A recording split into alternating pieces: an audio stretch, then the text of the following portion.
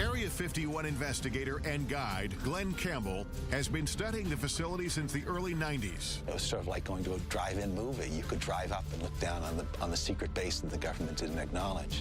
I'm going to meet up with Glenn Campbell. Glenn and I first met up 16 years ago when I came out to this same desert trying to get answers about Area 51. This viewpoint we're heading to is Freedom Ridge. In this report I did back in 1994, we simply drove up a nearby peak and the entire facility was revealed. From our mountain vantage point, Dreamland is a collection of unremarkable buildings.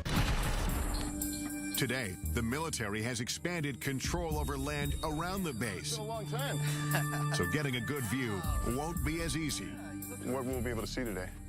Well, from the ground, we're not going to be able to see much. And I know you brought some So we have satellite photos. Increasingly better satellite imagery over the years. Some of the stuff is incredibly good. Look at these runways and things.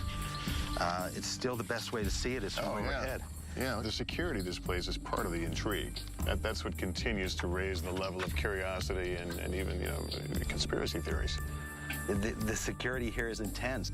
When we look around, it's a good place to hide. It's a damn fine place to hide. Regardless of what kind of secrets the military is hiding inside Area 51, it's clear visitors aren't welcome. This is as far as we can go on public land. That's the first thing that strikes me. There's no fence, just a pair of signs. At first look, security at the base doesn't seem impressive. But soon, the complex layers of defense become apparent. I noticed tripods on the hill. Those are watching us. Cameras, they're looking down at us. They're looking at the road over there. You can't sneak by on this road. And if you miss that, you don't miss our friends up here on the ridge. Right. In the pickup truck. These guys are here 24 hours a day. Ground sensors, remote cameras, and private security around the clock. Yet the desert itself may still be Area 51's best protection. When we came here, I expected to see a 15-foot barbed wire fence. There's no fence, just a series of these orange posts. These posts are the only marker that you're required to have in Nevada to mark a boundary line. They don't need a fence here. They've got 13 miles of empty desert to protect the base. Well, the sign's pretty typical. Warning, restricted area until you get to the bottom. Use of deadly force authorized. So we're actually 3 feet from being in a situation where we could be killed. Doesn't it make you wonder what's in there that has to be so secret that they'd kill?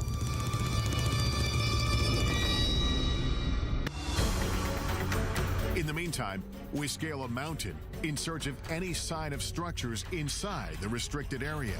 Point is to hug these orange markers. I don't even see the orange markers. There's but we know the orange markers are to our right here. We're losing daylight and only have orange posts to guide us. One wrong step into the invisible border means we could be arrested. I see a structure off in the distance. What are we looking at there?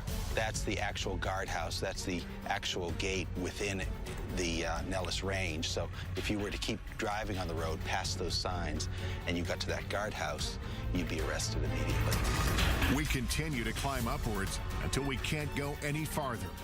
Well, this is as high as we can get. It looks like we're at the end of our journey because I see what do you call them, camo guys? Yeah, the camo dudes. Are here, and some orange markers here. This is as far as we can go.